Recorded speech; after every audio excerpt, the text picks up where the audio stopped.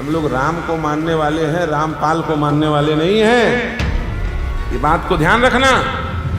तो दशरथ पुत्र राम को नहीं, आप असली राम को भी मानोगे और संत रामपाल जी महाराज को भी मानोगे। काल द्वारा जो भी शुभ अशुभ कर्मों का फल निर्धारित है उसे अवश्य ही भोगना पड़ेगा।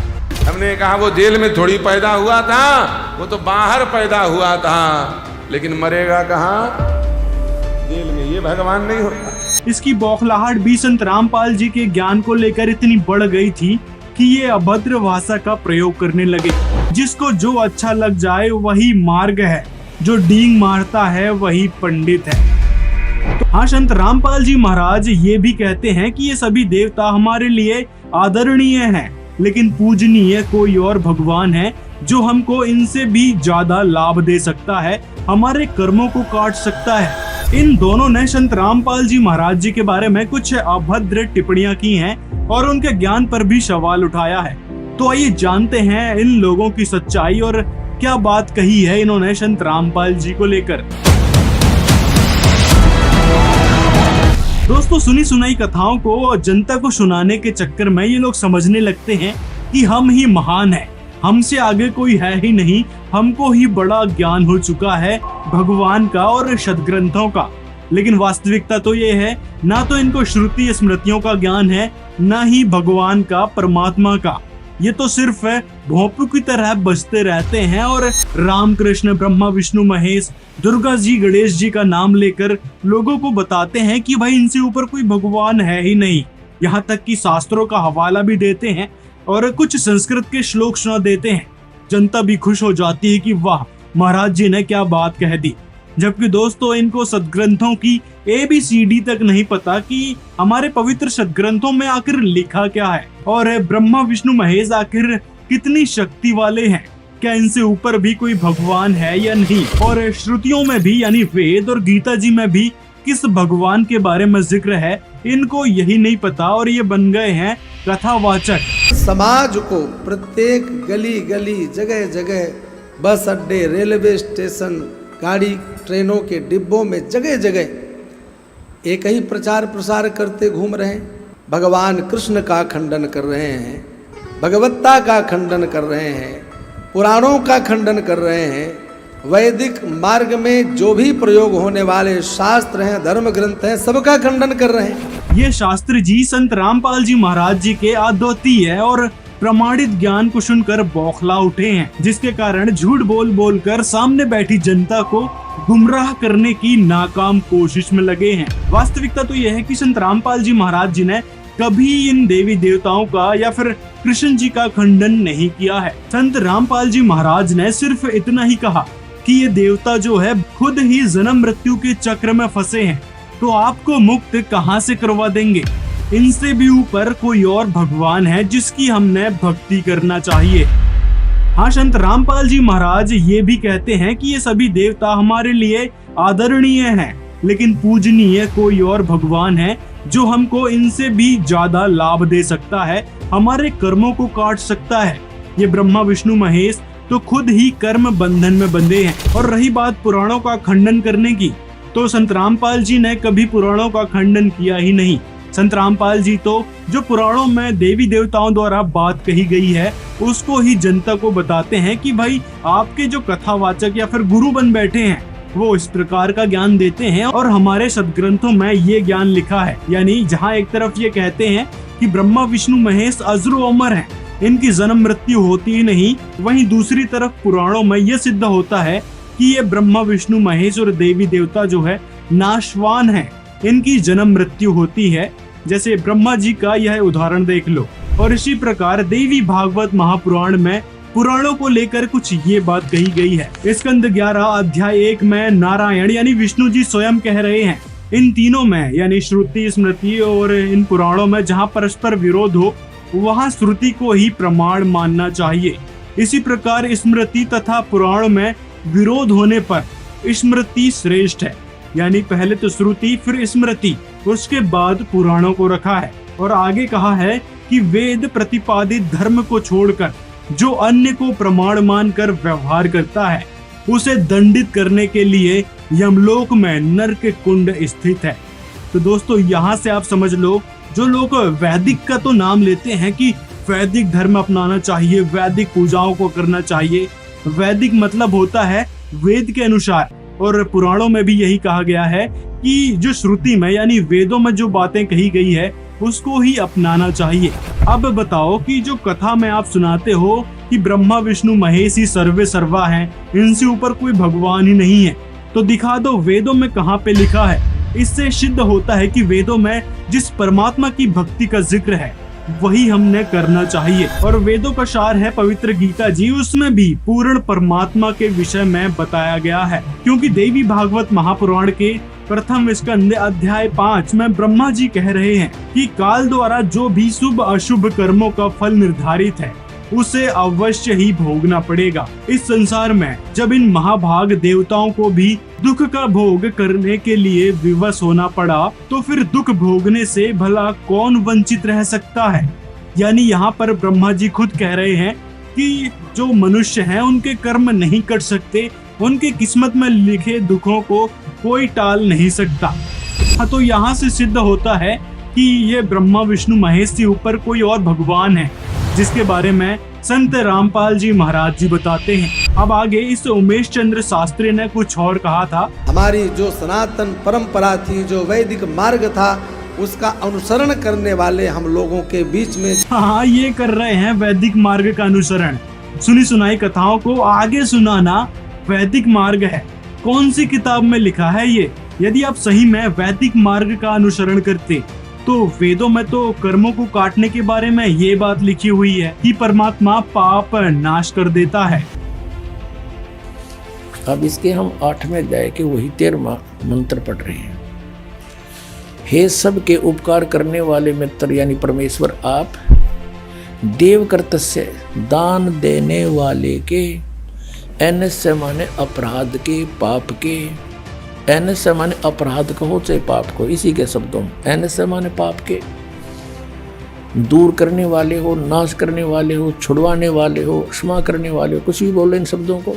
इसी से ही भक्त समाज समझ जाएगा कि सनातन धर्म का बेड़ा गर्क कर कौन रहा है।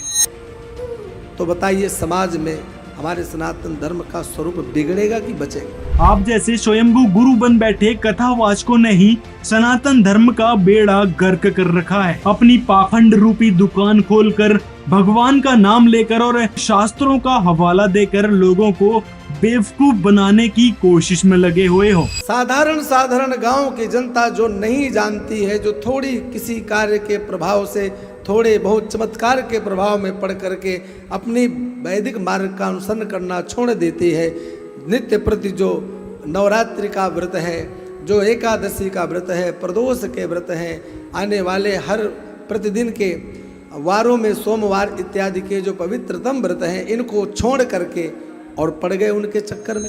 हाँ, बताना जरा हमारे कौन से सनातन सदग्रंथ है या फिर वैदिक धर्म ग्रंथ यानी वेदों में कहा हो व्रत करने के बारे में। यदि देखा देखी पाखंड करने की जगह आपने सही में सदग्रंथों की ढंग से पढ़ाई कर ली होती तो आपको पता चलता कि ये व्रत करने के बारे में हमारे पवित्र वेदों में, यहाँ तक कि पवित्र गीता जी में बिल्कुल साफ तौर पे मना किया गया है। और आप तो श्रीमद् भागवत गीता का पाठ भी करते हैं ना, और कथा सुनाते हैं लोगों को, तो आपको ये बात पता क्यों नहीं चली, यही नहीं समझ आ रहा। देखिए गीता अध्याय 6 का श्लोक 16, यहाँ पर कहा गया है कि यह भक्ति ना तो अधिक खाने वाले की और ना ही बिल्कुल ना खाने यानी व्रत रखने वाले की, अधिक सोने वाले की और अधिक जागने यानी जागरण करने वाले की कभी सिद्ध नहीं होती। गीता जी का यह प्रमाण जो लोग व्रत रखते हैं और व्रत करने की सलाह देते हैं उनके मुंह पर जोरदार तमाचा है। ये उमेश चंद्र जैसे स्वयंभू कथावाचकों को सदग्रंथों की ही पता नहीं है और ये चले हैं सनातन और वैदिक धर्म पर प्रवचन करने। इस कथावाचक उमेश चंद्र जैसे और भी कुछ कथावाचक हैं, जैसे ये राजीव लोचन। हमने कहा वो जेल में थोड़ी पैदा हुआ था, वो तो बाहर पैदा हुआ था, लेकिन मरेगा कहाँ? जेल में। ये भगवान नहीं होता। इसकी बौखलाहट भी संत रामपाल जी के ज्ञान को लेकर इतनी बढ़ गई थी कि ये अभद्र भाषा का प्रयोग करने लगे। ऐसे ऐसे भगवान हैं जो पहले तो 1 टैंकर दूध में खुद नहा लेते हैं और फिर उसी दूध का खीर बना के चेलों को खिला देते हैं। वाह रे बुद्धि। ऐसे लोगों को जब ज्ञान का जवाब ज्ञान से देना नहीं आता तो ये खोखली बातों पर उतर जाते हैं और लोगों को भ्रमित करने लगते हैं। ये तो बात बिल्कुल सही है। मीडिया में चली थी ये खबर। ऐसा है जी, मीडिया तो कुछ भी चला दे। मीडिया तो कहते भैंस के 2 सींग की बजाय एक होता है, तो जनता मान थोड़ी लेगी। अब ये बहन जी भ्रमित हैं कि संत रामपाल जी दूध में नहाते थे। मैं इनसे पूछना चाहता हूँ कि कोई उसकी वीडियो फुटेज हो, कोई किसी ने फोटोग्राफी की हो, या कोई वहाँ पे आप कहते पाइपलाइन बिछी हुई थी जी, सुरंग के जरिए दूध जाता था, कोई उसकी फोटो आई हो। मनगढ़ंत वीडियो बना रखी है और संत रामपाल जी को बदनाम करने के लिए मीडिया ने ये प्रोपगंडा अपनाया। मैं आपको एक इसमें थोड़ा सा दिखाता हूँ, कैमरामैन से कहूँगा एक बार दिखाएं। अब संत रामपाल जी पर आरोप लगा देते हैं कि वो दूध में नहाते थे। अब ये मैं एक फोटो दिखा रहा हूँ, ये लिखा हुआ है मंदिर से बाहर निकले कुबेर महाराज। ये देखो दूध से नहा रहे हैं। ना किसी हिंदू धर्म के श्रद्धालु की भाव नहीं आहतोती से, ना कोई मीडिया वाला वहाँ कहता कि ये दूध से नहा रहे हैं। और संत रामपाल जी के नहाने का तो कोई प्रमाण भी नहीं आज तक। सिद्ध कर दो, मनगढ़ंत बातें करने से कुछ नहीं होता। कोई प्रमाण दो कि वो दूध से नहाते थे। अब ये कुबेर जी महाराज दूध से नहा रहे हैं, अरे सारा दूध नाली में जा रहा है। बताओ किसी पे प्रमाण हो? एक नहीं, एक और दिखाता हूँ आपको मैं। अब ये देखो, ये बैठे हैं, एक ये तपस्वी बने हुए, ये दूध से नहा रहे हैं। एक और दिखाता हूँ, अभी रुक जाओ, कितने प्रमाण हैं। ये देखो, ये माताएं बहनें इसको दूध में नहला रही हैं। ये कौन है शख्स, इसको देखो ध्यान से। हजारों मिल जाएंगे हिंदू धर्म में या किसी में भी दूध से नहाने वाले। और संत रामपाल जी महाराज ना कभी दूध से नहाए, ना कभी नहलाते। खाने पीने वाली चीजों को व्यर्थ करने की संत रामपाल जी महाराज ने ना कोई आदेश दिया, ना वो ऐसा करते हैं। ये तो अंधविश्वास और पाखंडी लोग ऐसा करते हैं कि कहीं भी दूध चढ़ा दिया या कहीं भी दूध से नहला दिया। और क्या कहा था आपने? हम लोग राम को मानने वाले हैं, रामपाल को मानने वाले नहीं हैं। ये बात को ध्यान रखना। हाँ, संत रामपाल जी महाराज जी के ज्ञान को यदि आपने ठीक से सुन लिया और शास्त्रों से मिलान कर लिया तो दशरथ पुत्र राम को नहीं, आप असली राम को भी मानोगे और संत रामपाल जी महाराज को भी मानोगे। क्योंकि आप जैसे अज्ञानी और स्वयंभू गुरु बन बैठे कथावाचकों की दुकान बंद कराने का बीड़ा संत रामपाल जी महाराज जी ने उठाया है अपने असली तत्व ज्ञान के जरिए, शास्त्र प्रमाणित ज्ञान के जरिए, जो लोग स्वीकार भी कर रहे हैं और समझ भी रहे हैं। हाँ, इसलिए बच्चों नियम से ब्राह्मणों का सम्मान करना चाहिए, नित्य प्रति पूजन करना चाहिए, ध्यान करना चाहिए। ऐसे लोगों के लिए ही रामचरितमानस में कुछ ये शब्द कहे गए हैं। यहाँ पे लिखा है कि कलयुग में न वर्ण धर्म रहता है, न चारों आश्रम रहते हैं। सब स्त्री पुरुष वेद के विरुद्ध में लगे रहते हैं। ब्राह्मण वेदों के बेचने वाले और राजा प्रजा को खा डालने वाले होते हैं। वेद की आज्ञा कोई नहीं मानता। और नीचे वाले में कहा है कि जिसको जो अच्छा लग जाए वही मार्ग है, जो डींग मारता है वही पंडित है। तो इसी से ही समझ लो कि रामचरितमानस में आप लोगों को क्या संज्ञा दी गई है। आप लोग तो वेद विरुद्ध साधना करने लग रहे हैं। ब्रह्मा विष्णु महेश को अजरो अमर बताकर रामकृष्ण शिव पर कोई परमात्मा नहीं है, ऐसी झूठी बातें बोलकर, जबकि वेदों में कोई और परमात्मा बताया गया है जिसके बारे में संत रामपाल जी महाराज बताते हैं। अब रामचरितमानस में ही नहीं, देवी भागवत महापुराण में भी आप जैसे जो कथावाचक हैं, जो ब्राह्मण हैं, अपने आप को गुरु मान बैठे हैं, उन लोगों के लिए कुछ ये बातें कही गई है। ये छठा स्कंद संक्षिप्त देवी भागवत 414 पृष्ठ पे देखिए, व्यास जी कह रहे हैं कि सतयुग में ब्राह्मण वेद के पूर्ण विद्वान थे और उनके द्वारा निरंतर भगवती जगदम्बा यानी देवी का, दुर्गा की आराधना होती थी। देवी की पूजा करा करते वेद के विद्वान है। तेरा गजब भैया है। अरे नो कहा ये सतयुग में ये मंदिरा का लठी नन कटवाए नकली ब्राह्मणा ने, ये काम बिगाड़ रखे सारा, अपने स्वार्थ बस अपने चेले बिठा दिए, उन्हें पूजा लागी, इनकी मौज माचगी। अब यहाँ क्या बता, देखिए ये तो सतयुग के ब्राह्मण की स्थिति। अब कलयुग के ब्राह्मणों की स्थिति थी, और सुन लो इसी पवित्र पुराण में धर्म की यही सती थी, त्रेता में भी रही परंतु कुछ ह्रास हो गया था। सतयुग की जो सती थी वह द्वापर में विशेष रूप से कम हो गई थी। राजन, उन प्राचीन युगों में यानी सतयुग, त्रेता, द्वापर में जो राक्षस समझे जाते थे वे कली में ब्राह्मण माने जाते हैं कलयुग में, क्योंकि अब के ब्राह्मण प्राय पाखंड करने में तत्पर रहते हैं, दूसरों को ठगना, झूठ बोलना और वैदिक धर्म कर्म से अलग रहना कलयुगी ब्राह्मणों का स्वाभाविक गुण बन गया है। इस प्रकार का जो बढ़ता हुआ पाखंड है, इसको रोकने के लिए कौन आएगा। इस प्रकार के पाखंड को रोकने के लिए कौन आएगा नहीं आ चुके हैं, जो हैं संत रामपाल जी महाराज, जिन्होंने ये उमेश चंद्र शास्त्री और राजीव लोचन जैसे ढेरों कथावाचक जो अपनी दुकान को चलाने के लिए झूठी बातें परोस रहे थे, उनके सच को उजागर किया है सदग्रंथों के अनुसार। महात्माओं, जब तक हम अपने उन पवित्र सदग्रंथों से स्वयं परिचित नहीं होंगे तो हमारे अंदर जो जमा हुआ ये युगों युगों का लोक वेद या दंत कथा हटे नहीं, और इसके हटे बिना भगवान की रुचि बढ़े नहीं तो हमारी इन्हीं में आस्था पड़ी रहेगी। तो दास का उद्देश्य यही है कि आपको रूबरू करा दूं ताकि आप प्रत्यक्ष प्रमाण देखकर भगवान को पहचान सके और ज्ञान समझ सके। और जन समाज उनकी बातों को स्वीकार भी कर रहा है और शास्त्र अनुकूल भक्ति ग्रहण कर रहा है। आप लोगों ने जो शास्त्र विरुद्ध भक्ति बता रखी थी, तो शास्त्र विरुद्ध भक्ति के लिए गीता अध्याय 16 श्लोक 23 में कुछ ये शब्द कहे गए हैं, जहाँ पे कहा है कि जो मनमाना आचरण करते हैं उनको ही ना तो कार्य सिद्धि होती है, ना ही कोई लाभ होता है, ना ही सुख या फिर गति होती है। तो यहाँ से समझ लो आप लोग शास्त्र विरुद्ध साधना कर रहे हो। यानी जो व्रत करते हैं उसके बारे में गीता जी में मना है, जो पत्थर की पूजा करते हैं उसके बारे में भी देखिए। तो देखिए भागवत महापुराण के अध्याय 84 श्लोक 10, 11, 12 और 13 में यहाँ पर श्री कृष्ण जी कहते हैं कि केवल जलमय तीर्थ ही तीर्थ नहीं कहलाते, और केवल मिट्टी या पत्थर की प्रतिमाएं ही देवता नहीं होती। संत पुरुष ही वास्तव में तीर्थ है और देवता है। जो मनुष्य मिट्टी, पत्थर, काष्ठ और पार्थिव विकारों को ही इष्ट देव मानता है तथा जो केवल जल को ही तीर्थ समझता है, ज्ञानी महापुरुष को नहीं, वह मनुष्य होने पर भी पशुओं में भी नीच और गधा ही है। और इस शास्त्र अनुकूल ज्ञान को जन जन तक पहुंचाने के लिए आपके द्वारा बताई गई तकनीक ही काम आ रही है। इसको रोकने के लिए आप सब ही हैं। आप अपने स्वविवेक के माध्यम से विचार कीजिए। वर्तमान की जो दशा है उस दशा में यह स्थिति सामान्यतया दिखाई दे रही है, पर जब हम जान लेंगे तो हम बगल वाले को समझाएंगे, बगल वाला समझेगा तो पड़ोसी समझेगा, पड़ोसी समझेगा तो समाज सुधरेगा। हम एक दूसरे को समझा करके इस समय अपनी दिशा को संशोधित कर सकते हैं और संत रामपाल जी महाराज के द्वारा बताई शास्त्र अनुकूल भक्ति को ग्रहण कर उस पूर्ण परमात्मा को भी पा सकते हैं, जिसके बारे में आप लोग कहते हैं कि वो पूर्ण परमात्मा की जानकारी किसी को नहीं है।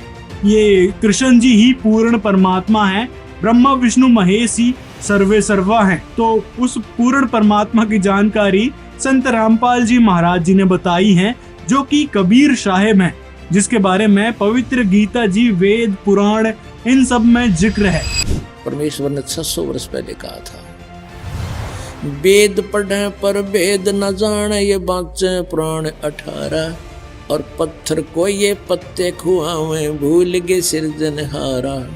वेद पढ़े भेद नहीं जाने, और ये बाँचे पुराण 18, और क्या कहेगा पता नहीं, लेकिन पुराणों में क्या लिखा हुआ है और वेदों में कबीर जी के बारे में कहाँ लिखा है, तो इस बारे में ये वीडियो का लिंक है, आप इस वीडियो को देख सकते हैं। इसमें कबीर जी के बारे में वेदों में कहाँ लिखा है, क्या बताया गया है, तो सारी जानकारी आपको मिल जाएगी।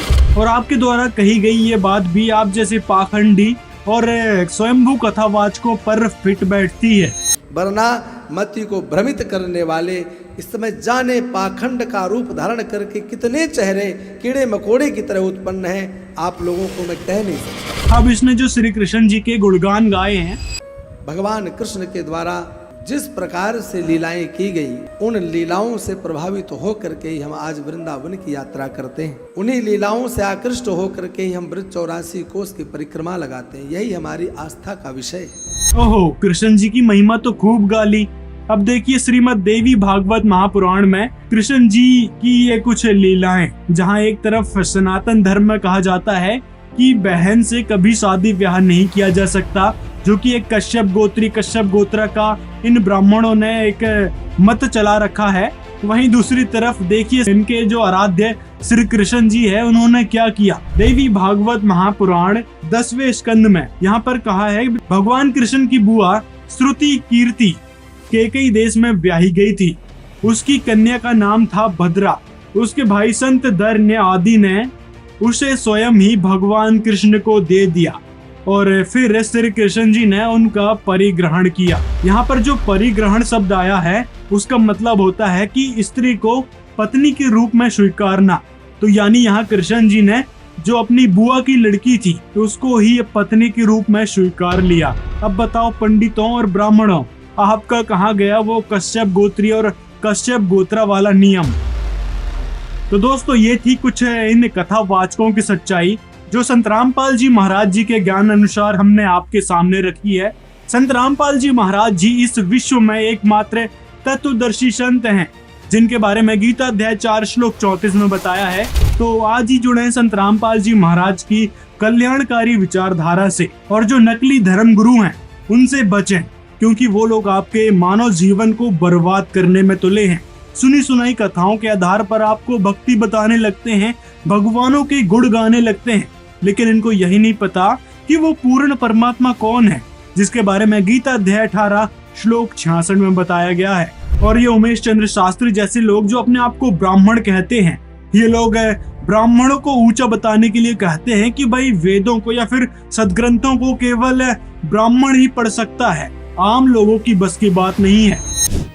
हाँ, इसलिए बच्चों नियम से ब्राह्मणों का सम्मान करना चाहिए, नित्य प्रति पूजन करना चाहिए, ध्यान करना चाहिए। तो आपको मैं बता दूं उमेश चंद्र शास्त्री जी, आज जो सारा मानव समाज है वो शिक्षित हो चुका है, पहले के जैसा अज्ञानी नहीं रहा कि जो आप जैसे नकली ब्राह्मणों ने जो बता दिया। हम सभी ब्राह्मणों को नहीं कह रहे हैं, जो आप जैसे ब्राह्मण हैं जो लोगों को मार्गदर्शन करते हैं, झूठ पर झूठ बताते हैं, तो आप जैसे लोग अब संभल जाओ, क्योंकि जन समाज शिक्षित हो चुका है और संत रामपाल जी जैसे अद्वितीय महापुरुष इस धरा पर आ चुके हैं जो सदग्रंथों के अनुसार सत भक्ति बता रहे हैं। तो दास का उद्देश्य यही है कि आपको रूबरू करा दूं ताकि आप प्रत्यक्ष प्रमाण देखकर भगवान को पहचान सके और ज्ञान समझ सके।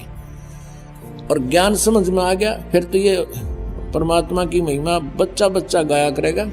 और कोई भी नो कहेगा कबीर इज गॉड, अब तेनों का छोड़ किसने कबीर गॉड बना दिया, देख लो भाई, सुन लो, उस कबीर दानक ना भगवान बतावे। यानी 1000 लाख करोड़ आदमी ये कहने वाले मिलेंगे। और फिर क्या होगा, एक भी विरोध करनिया नहीं होगा, वो न्यू कहेंगे कि हमें भगवान कबीर इज गॉड।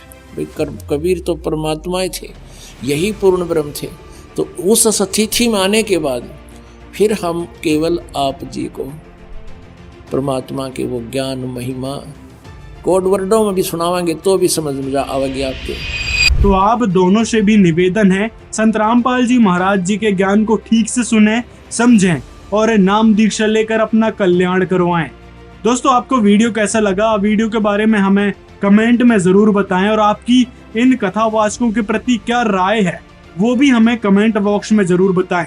इस वीडियो को ज्यादा से ज्यादा लोगों तक शेयर करें जो लोग ऐसे कथावाचकों का अनुसरण करते हैं या फिर और भी जो व्रत करते हैं या फिर अंधश्रद्धा भक्ति करने लग रहे हैं, उनको भी पता चले सच्चाई का कि हमारे सदग्रंथों में लिखा क्या था और ये ऐसे कथावाचक बताने क्या लग रहे थे।